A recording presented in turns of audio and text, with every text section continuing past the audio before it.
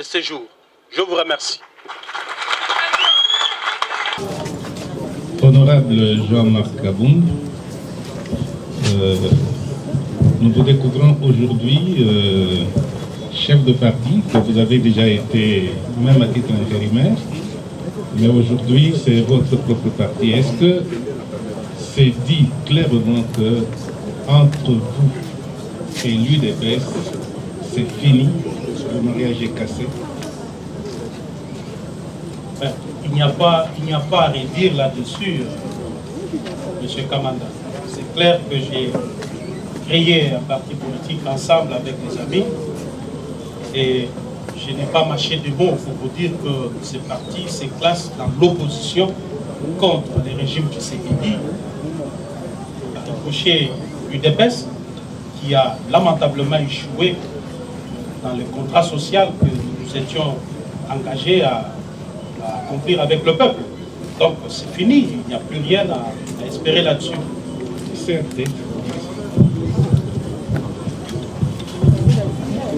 Oui, merci doyen Kamanda. À présent, nous allons partir avec ceux qui ont été. Après RFI, c'est Rachel Kushita. Rachel. Merci beaucoup, Rachel Kitita, pour Actu 30. Monsieur, j'allais dire Président Jean-Marc Kabound, aujourd'hui que vous lancez votre parti politique, très critique à l'envers du régime Tshisekedi, mais vous-même, quelle est votre part de responsabilité? Puisque vous avez été à la manœuvre jusqu'à votre départ de l'Assemblée nationale. Est-ce que vous aussi, vous êtes comptable du régime Félix Tshisekedi? 2023 pointe à l'horizon. Vous avez déjà une candidature en vue, vous-même. Comment ça va se passer pour 2023, pour la candidature présidentielle? Merci. Merci beaucoup, Madame Rachel. Ma responsabilité, si je dois l'établir, je pourrais encore regretter ici pourquoi avoir contribué substantiellement à ce que Félix Tshisekedi soit président de la République. Mais je ne veux pas regretter pour ça parce que j'étais chef du parti. J'étais chef dans ces partis-là. Étant donné que tout parti politique a pour vocation la conquête du pouvoir, son exercice et sa conservation, je suis tenté de ne pas regretter aujourd'hui pourquoi avoir consacré mes énergies et mes forces afin que l'UDPS accède au pouvoir. Mais tout simplement, je regrette l'échec de celui en qui nous avions placé notre confiance et je crois que c'est une page que nous devons tourner rapidement. Mais pour tout ce qui reste, je crois que j'ai joué mon rôle.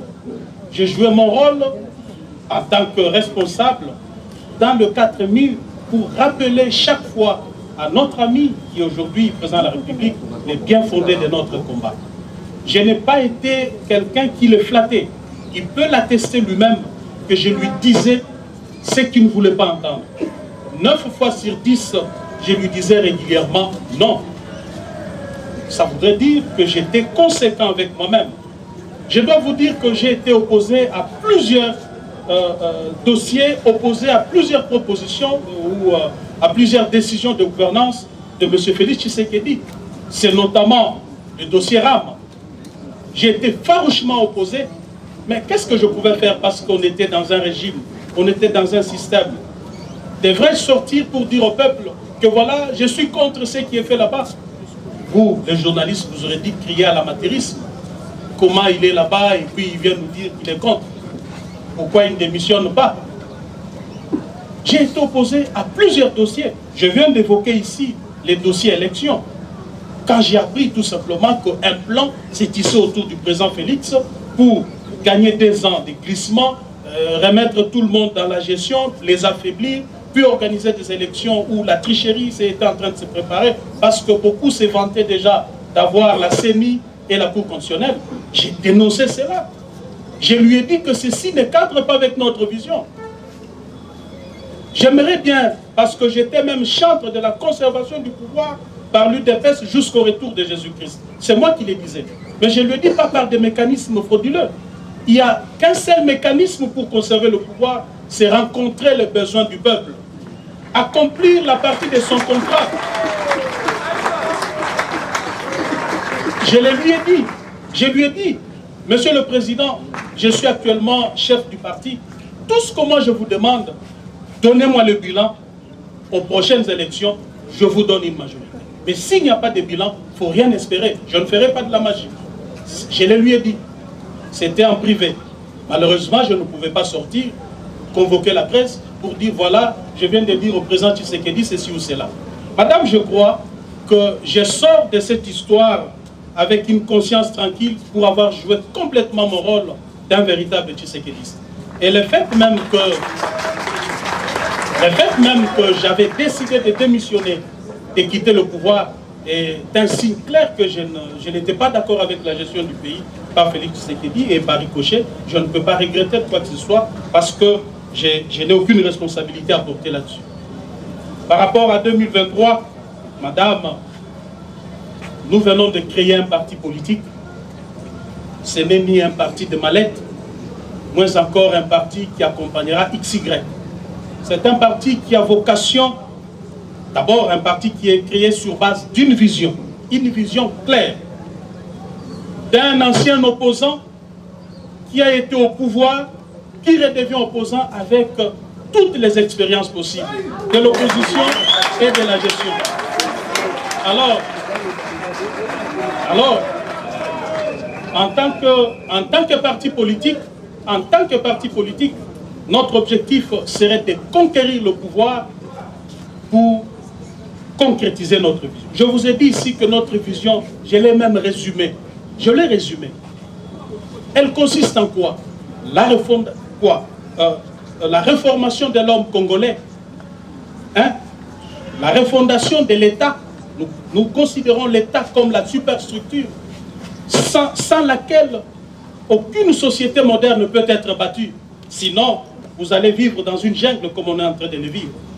Nous avons parlé aussi de la mise sur pied de modèles économiques et financiers adaptés au contexte congolais. Et enfin, nous parlons de la révolution du social des Congolais.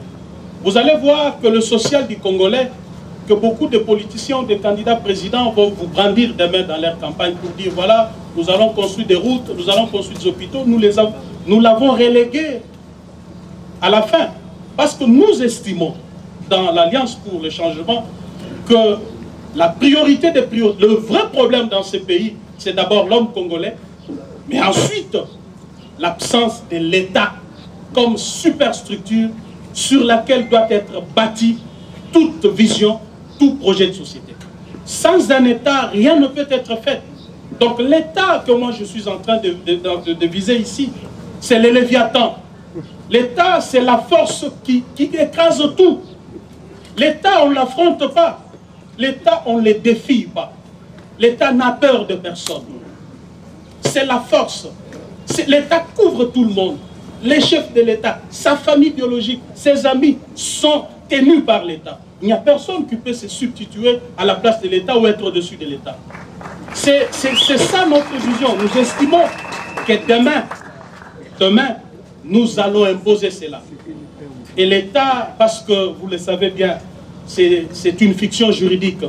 Il n'existe pas matériellement, à la différence de la nation qui est un groupe d'individus qui se reconnaît à travers une histoire, une culture et autres.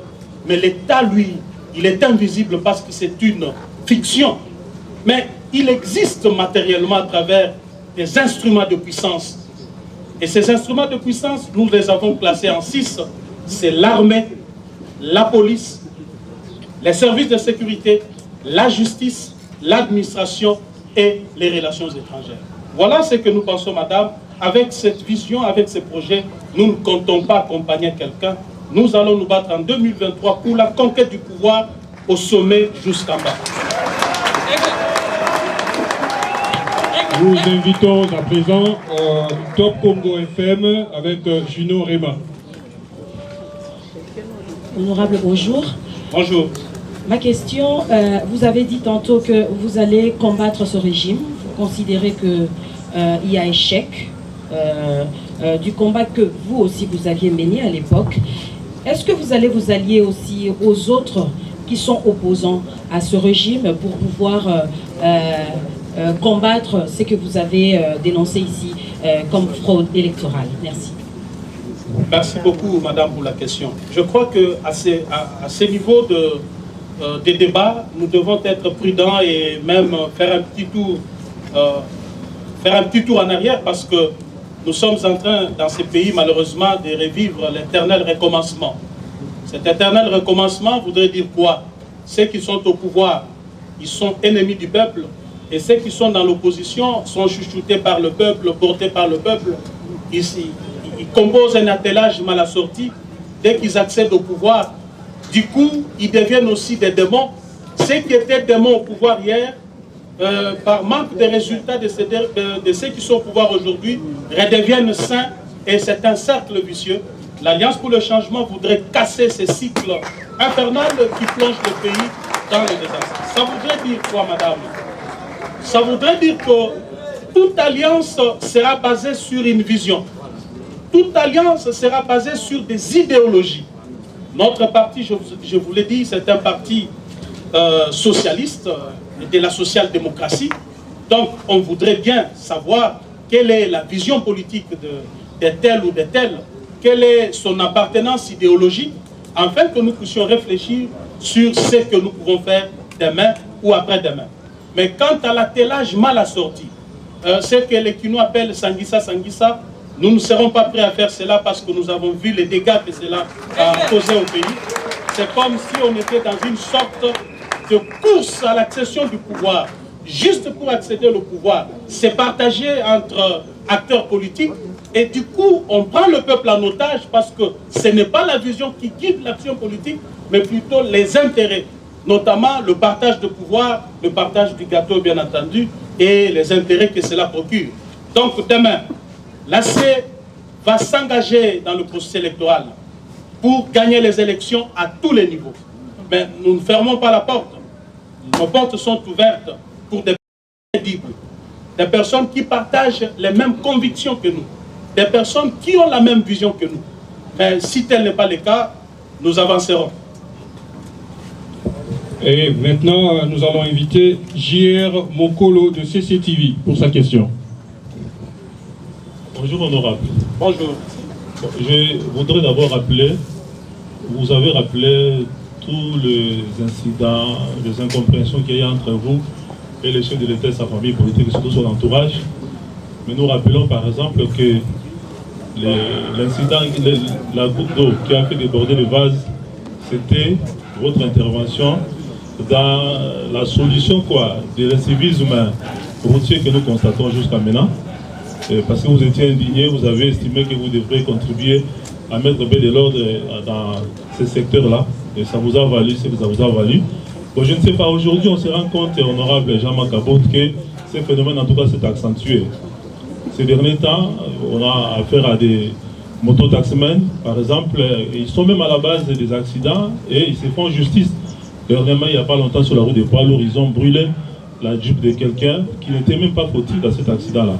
Je ne sais pas, au-delà des actions ponctuelles que vous menez à l'époque et qui vous ont valu en tout cas des déboires avec le pouvoir actuel, est-ce que vous avez vous-même et votre parti une solution pour mettre fin en tout cas à ces phénomènes qui sont en train vraiment d'endeuiller beaucoup de familles et puis de terroriser pratiquement beaucoup de Congolais? Merci. Merci beaucoup. Vous avez dit votre nom, c'est qui? Jean Romance Mokolo. Merci beaucoup. Au fait, quand cet incident s'était passé, j'étais chez moi ici, j'ai passé en revue les tours des médias audiovisuels. J'ai vu comment les journalistes, leurs invités étaient en train d'analyser. Deux fois, j'étais surpris et choqué d'entendre ce qui sortait de la bouche et de certains journalistes et de certains politiques. Mais merci beaucoup, Monsieur Jean, pour avoir dit que j'ai contribué, en menant ces actions, j'ai contribué au civisme routier dans ces pays. Vous savez, au jour d'aujourd'hui, si j'ai eu à le faire hier, les gens parfois me taxaient d'arrogant. Oh, mais comment lui, le premier vice-président, il se permet de freiner tout ça? Est-ce que j'avais besoin tout premier vice-président de l'Assemblée que j'étais, j'avais besoin de démontrer quoi que ce soit à un usager de la route. Ce que j'avais besoin, même si mon arrogance avait atteint le paroxysme, je devais, est-ce que j'avais le temps, parce que je n'avais même pas le temps pour ma famille, mes amis et autres. Comment je pouvais avoir le temps de me balader et faire quoi que ce soit? Ceci démontre à suffisance à quel point je suis lié à l'ordre et à la discipline. Je me posais moi-même la question de dire, mais si je ne le fais pas, parce que 2023 approche, ça retombera sur moi en tant que chef du parti et un élément clé du pouvoir. C'est comme ça que vous m'avez vu, par exemple, dépasser par les événements. J'étais appelé à toucher à gauche, à droite. Ce n'était ni de l'arrogance, ni parce que j'ai manqué à faire. Mais aujourd'hui, que j'en ai assez parce que mes amis ne m'ont pas compris, je suis opposant. Je ne vois pas de solution à donner à cela, monsieur. Nous allons tous constater, malheureusement, avec le peuple, que le pouvoir en place est incapable d'imposer l'ordre et la discipline dans ce pays. Tout ce que je peux faire, c'est de demander au peuple de se mobiliser, afin de chasser Félix Tshisekedi en 2020. Parce que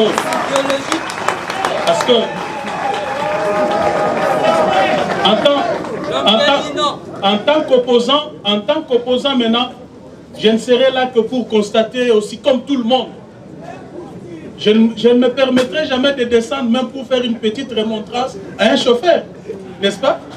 Donc, d'ailleurs, je vais exploiter cela pour bien écraser ces régimes des incompétents qui parfois vous ne faites pas attention.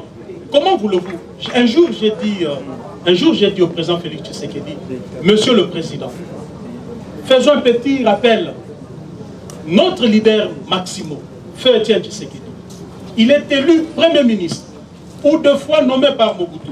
Mobutu qui concentrait tout le pouvoir entre ses mains. L'armée, les services de renseignement, la justice.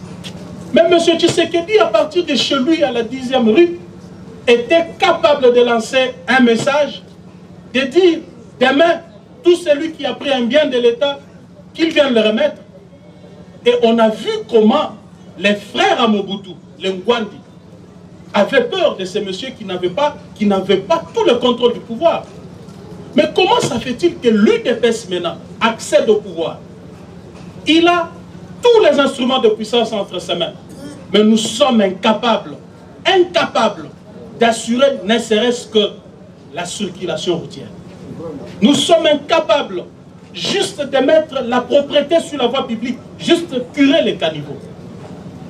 Il ne m'avait pas répondu. Il ne m'avait pas répondu. Alors, que voulez-vous que l'on fasse? Tout simplement, nous allons constater avec le peuple que le monsieur a lamentablement échoué et qu'aux prochaines élections, il soit mis hors d'état de nuire. Eh oui. À présent, nous allons inviter Paul Matendo de la radio Okapi pour sa question. Merci beaucoup, honorable Jean-Marc Kaboun, bonjour. Bonjour. Quelle lecture faites-vous de la situation sécuritaire à l'est du pays et de toutes les négociations que mène le gouvernement à Nairobi et à Luanda? Quelle est votre lecture personnelle? Merci. Merci beaucoup, cher ami Paul Matendo. Merci pour cette question. Cher chevalier de la plume, la question de l'insécurité dans la partie est de notre pays traduit de manière claire l'incapacité de M. Tshisekedi à imposer la paix, la sécurité, voire même l'ordre et la discipline dans ce pays. J'ai vu malheureusement, quand le M23 a pris Bunagana, donc quand le feuilleton M23 commençait, les manipulateurs de ce pouvoir montaient des messages dans des laboratoires, des services, pour dire voilà, il faut être patriote, le pays est agressé, allons faire ceci contre le Rwanda, faisons cela contre le Rwanda. J'ai vu même de jeunes gens marcher contre, faire un sit-in devant l'ambassade du Rwanda. Et beaucoup se sont posé des questions. Mais pourquoi l'honorable Kabound n'a même pas fait un tweet? Il n'en a pas même évoqué. Je n'ai pas parlé. Parce que je considère que ce qui se passe, on est en train de manipuler l'opinion et le peuple. Ici, il est question d'un État. Je vous ai dit ici qu'un État, c'est ça notre incarnation. Donc l'État est là. L'État, on ne l'attaque pas, on ne le bouge pas. L'État, c'est le sommet. Au-dessus de l'État, il n'y a rien. Lorsque M. Tshisekedi ne maîtrise pas la notion de l'État, voilà que nous sommes en train d'assister des choses auxquelles lui pense que c'est de la blague. L'État, ce n'est pas la 10e rue où on pouvait s'aventurer à faire ceci ou cela. L'État, c'est l'État. Il a ses mécanismes et ses moyens de fonctionnement qui requièrent de l'intelligence, de l'anticipation, de la sagesse dans les chefs de celui qui l'engage. Comment voulez-vous que la partie Est soit sécurisée dès lors que nous n'avons pas une politique claire en matière de défense et de sécurité?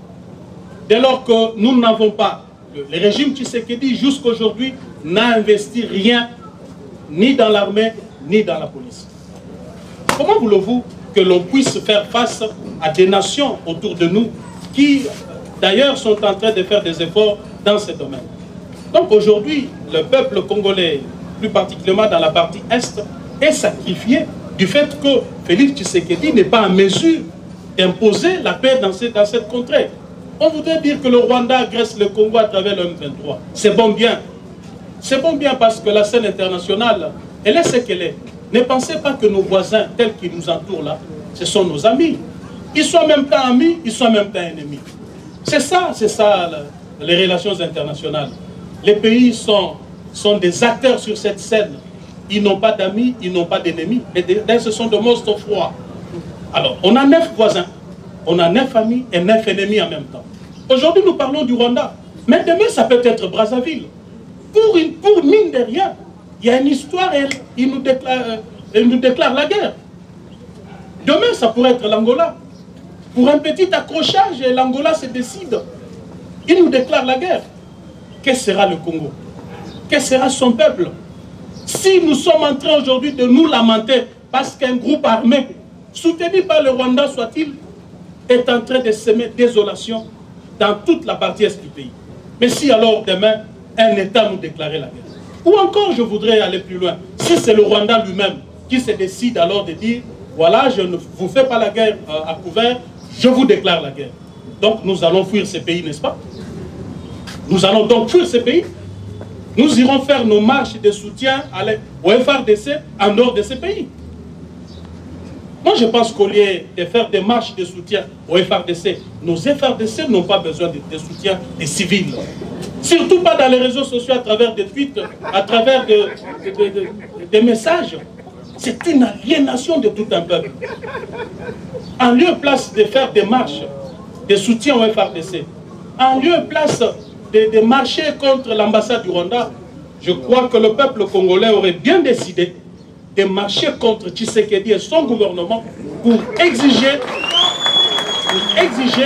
des actions plus concrètes afin de sécuriser la partie Est. Le peuple congolais aurait plutôt marché pour dire à Tshisekedi qu'il devait être le plus ferme possible parce qu'il est chef de l'État, il est commandant suprême des forces armées, c'est lui qui devait donner les tons. A contrario, on voit un chef de l'État qui pense que le pays va bien. À le voir comme ça, vous ne sentez pas que ce monsieur a un pays qui a un problème. Surtout qu'il ne se permet pas de passer de bons week-ends. Chaque week-end, c'est la coule douce. Vous voyez, avec une situation pareille, il ne faudrait pas aller chercher les diables ailleurs. Le diable se trouve chez nous. Je dois vous dire que ce pays, en fait, vit la théorie de l'éléphant dans la pièce. Vous savez, la théorie de l'éléphant dans la pièce, c'est que nous sommes en train de penser que la faute, c'est l'autre. Alors le vrai problème est dans la maison. On ne fera aucun ménage, on n'arrangera rien aussi longtemps que l'éléphant est dans la pièce. Nous allons prendre maintenant Michel Thioyo de Radio Télé 7. Michel Thioyo, où est-il? Jean-Marc Kabound déclare que Tshisekedi a échoué lamentablement. il peut s'évaluer à combien de pourcentage de cet échec de Tshisekedi, parce qu'il divorce avec Tshisekedi presque à 4 ans de son pouvoir. Merci. Je crois que j'ai été clair à ce sujet. Donc, Tshisekedi a lamentablement échoué. Et quand on dit que le bilan est largement négatif, ça voudrait dire, c'est que ça voudrait dire. Évaluer en termes de pourcentage, ça voudrait dire quoi? Il a lamentablement échoué, c'est tout ce que nous retenons. Parce que si vous me demandez d'aller dans des détails, je vais vous prendre toute 1 heure ou 2 heures de temps ici à vous expliquer secteur par secteur. Parce qu'il arrive des fois que dans ces pays, on est habitué à la manipulation. C'est ce que j'ai dénoncé ici, le mensonge et la manipulation. On résume le bilan de tout un régime par des histoires fades. Parce qu'on a construit une école à gauche, on a construit une route de 100 km à droite et on dit que le bilan est positif. Non, le bilan d'un régime doit être global. Il doit intégrer tous les aspects de la vie. Un régime, lorsqu'il travaille dès le début, d'ailleurs je vous ai dit ce que je ne vous ai pas dit, la vision c'est quoi? Quand on dit que quelqu'un a une vision politique, ça voudrait dire qu'il connaît le problème de son pays, il envisage des solutions qu'il compte y apporter, et quand on met le problème et les solutions sur la balance, c'est ce qu'on appelle vision politique. Donc, quand on connaît bien son pays, on peut se dire aujourd'hui qu'avant d'accéder au pouvoir, j'ai trouvé mon peuple avec un taux d'accès à l'eau à tel pourcentage. J'ai trouvé mon peuple avec l'accès à l'électricité à tel pourcentage.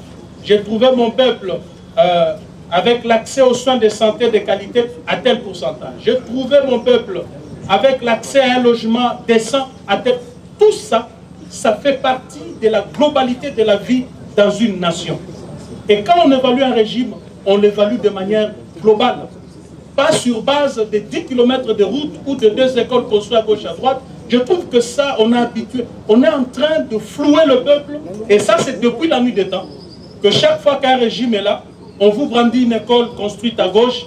On vous brandit 2 fois dans les réseaux sociaux. C'est des montages qu'on fait. Et le peuple, pour dire au peuple que voilà, le bilan est positif. Moi, je crois que nous devons évaluer un bilan sur base des éléments globaux qui constituent la vie socio-économique, environnementale de l'homme congolais. Merci. Ok, à présent, donc nous passions à la 9e personne, Christophe Ilunga Kanetkin. Christophe Ilunga. Honorable Jean-Marc Abon, depuis votre démission à l'Assemblée nationale, et vous n'êtes pas présenté à la plénière. Au cas où on doit invalider votre candidature, que sera-t-il votre réaction? Mais je ne suis pas invalidé. Nous sommes en vacances parlementaires, ce qui sous-entend qu'à la prochaine session, je serai présent. Vous envisagez déjà le futur? Hein? Non, mais écoutez, je suis député national. Je me présenterai à la prochaine session parlementaire. Donc écartez toute hypothèse de mon invalidation. D'accord. Dernière certainement question. Billet grâce, Monde 24. Bonjour, honorable Jean-Marc. Bonjour. Honorable, j'aimerais bien poser les questions en français, mais pour aider aussi mes confrères en ligne, j'aimerais parler en lingala, si vous me permettez. Vas-y. Voilà. D'abord, on a commencé à nous féliciter parce que je comprends que vous gardez toujours votre tête de radicalisme. Alors, monsieur Jean-Marc Kabund, honorable, aujourd'hui, vous êtes très radical contre le pouvoir en place. Le Lobaki Ozalaki n'a eu de baisse. Pendant les l'étude aux yeux pouvoir, au bout du combat, au lelo ozo téléméla que bilan et président de la République est tellement négatif. Mais on se rappelle Yozalaki, vice-président et Assemblée nationale, premier vice-président de l'Assemblée nationale. Et là, on a Oyo proposé qui pendant Kozalaki, premier vice-président de l'Assemblée nationale, pour la population. Alors, président, mon cher ami, Je préfère bien répondre en français pour que les mots me viennent aisément. C'est bien. L'ami voudrait savoir ce que j'ai fait parce que je suis très critique envers le régime Tshisekedi maintenant. Il voudrait savoir ce que j'ai fait. Mais je vous ai expliqué ici que j'étais un élément clé de ce régime. Et deux fois, il fallait concilier mon attitude de combattant de la liberté, gardien de notre vision et les réalités étatiques qui consistent à créer cet équilibre pour ne pas créer des situations difficiles au pays. Et j'ai eu, dans un cadre restreint, dans un cadre privé, rappelé plusieurs fois au président Tshisekedi l'idéal de notre combat. Il vous souviendra que lorsque j'étais au bout de mes souffles, lorsque je me suis senti à la fin parce que je ne pouvais plus continuer, j'ai eu à dénoncer. Consultez bien l'histoire de ces palais. Je parle bien du palais du peuple. Consultez son histoire. Depuis notre accession à l'indépendance, y a-t-il eu un jour un vice-président de cette chambre, élément clé du pouvoir, qui a décidé de descendre du perchoir pour dénoncer l'hypocrisie du régime auquel il appartient? Avez-vous vu ça? Je suis le premier à l'avoir fait. Donc si je l'avais fait, ça voudrait dire qu'en aparté, j'ai beaucoup fait. Je vais vous donner une anecdote sur le dossier RAM. Vous savez, quand cette histoire s'est tissée, moi-même, je n'étais pas informé. Moins encore le parti que j'ai dirigé à l'époque. Nous n'étions pas informés. Mais d'ailleurs, je ne savais même pas la définition des RAM. C'est quoi RAM? Quand j'ai entendu pour la première fois, j'ai posé la question, mais c'est quoi RAM? Parce que j'ai vu ça sur les réseaux sociaux. Et du coup, l'affaire s'est enflammée. J'ai essayé de consulter la loi. J'ai compris que c'était anormal. Mais ce que je vous dis, je vais citer des témoins. Ils sont encore vivants. Vous pouvez aller leur poser des questions. À la veille de la motion qui a été initiée contre le ministre de Petenti, nous sommes allés, moi, le Premier ministre, le ministre de Petenti, le DG de la RPTC, et un sujet, un expatrié, je crois, ça devait être, peut-être un Français. Nous sommes allés voir le chef de l'État pour discuter sur la question RAM. J'ai dit clairement au chef de l'État, devant tous ces témoins, qu'on devait tout de suite arrêter parce que cela s'apparentait à une escroquerie. Une taxe, une imposition ne peut reposer que sur la loi. Ça, c'est la Constitution. Et ce qui se passe, et d'ailleurs, lorsqu'on impose ou on taxe, l'argent doit aller directement dans le compte du Trésor public. Étant donné que l'argent de RAM ne va pas dans le compte du Trésor public, et cela ne repose pas sur une disposition légale, Monsieur le Président, nous devons arrêter ça parce que ça risque de nous poser d'énormes problèmes. Alors, la réponse était que mais oui, mais est-ce qu'on doit le faire parce que là il y a la pression de l'opposition, ça donnera l'impression que nous, on a failli devant l'opposition, nous devons résister. J'ai dit, Monsieur le Président, il n'est pas question de l'opposition, c'est question du peuple. Nous devons écouter le peuple. Bon, ça va, on va d'abord alléger. On a allégé. Est-ce que vous saviez que ce que je vous dis ici avait eu lieu? Mais je ne pouvais pas sortir sur la place publique pour le dire. Que maintenant, là, je viens de dire au chef de l'État, ceci ou cela. Je vais aller plus loin. Un mois plus tard, je fais appel à un grand ami du président de la République chez moi ici. Je ne peux pas encore citer son nom parce qu'il est encore vivant. C'est moi, Dianvita, le DG du journal officiel. Je lui ai dit, toi tu es ami du chef de l'État. Écoutez ce que je compte aller lui dire. Je préfère que tu sois là. Les dossiers RAM, c'est vrai, le chef de l'État doit communiquer, il doit parler, il doit communiquer sur cette question. Il doit dire au peuple combien d'argent a été mobilisé dans cette histoire. Et parce que cet argent n'est pas entré directement dans le compte du Trésor public, il doit présenter au peuple des projets concrets que cette somme devra financer. S'il ne le fait pas, je suis convaincu que ça sera un caillou dans sa chaussure. Un jour, j'ai craint qu'il ne puisse répondre de cette histoire. J'en ai parlé à moi et je suis allé personnellement dire la même chose au chef de l'État. Je lui ai dit, monsieur le président, convoque une conférence de presse, communique le montant de l'argent que RAM a récolté. Dis au peuple ce que cet argent va faire.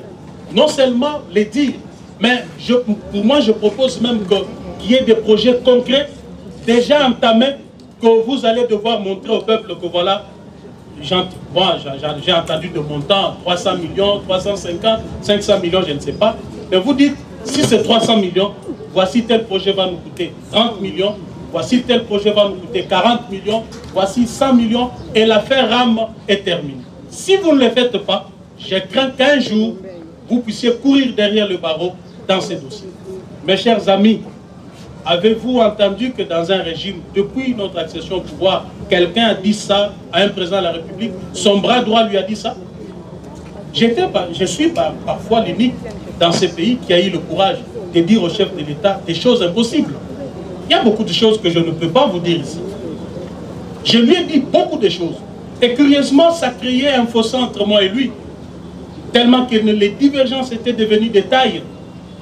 Certaines personnes ont commencé à lui dire que monsieur Kabound ne te respecte pas, Kabound est trop arrogant, il se croit, il pense que c'est lui le président. Des histoires à dormir debout tout simplement parce que j'étais dans la vérité et je disais ce que je pensais être vrai. Un homme libre, un tshisekidiste convaincu, ce n'est pas le pouvoir qui devait changer ma perception des choses. Je vous dis, j'ai gardé la même vision, la même perception que j'avais dans l'opposition pendant toutes ces 3 années passées au pouvoir. J'en suis fier. Voilà tout. Donc, c'en est fini pour la série questions-réponses. Honorable, si vous n'êtes pas fatigué, on peut déjà aller couper de l'autre côté pour faire voir l'identité visuelle du parti AC, Alliance pour le changement. Et voilà, Alliance pour le changement, AC avec petit H.